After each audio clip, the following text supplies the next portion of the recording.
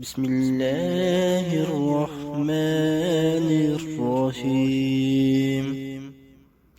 السلام علیکم ورحمۃ اللہ وبرکاتہ. آقا کی محبت میں ایک بار درود شریف پڑھ لیں. الصلاۃ والسلام علیک یا رسول اللہ وعلی آلک واصحابک یا حبیب اللہ. ابو ہریرہ رضی اللہ عنہ نے بیان کیا کہ حضرت صلی اللہ علیہ وآلہ وسلم نے فرمایا، دو کلمے ایسے ہیں جو اللہ تبارک و تعالیٰ کو بہت ہی پسند ہیں، جو زبان پر ہلکے ہیں اور قیامت کے دن اعمال کے ترازو میں بوجھل اور باوزن ہوں گے.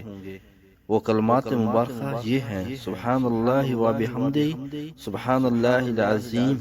حدیث نمبر 7563، بخاری شریف.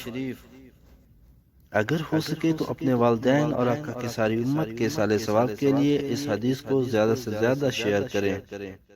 جزاک اللہ خیرہ.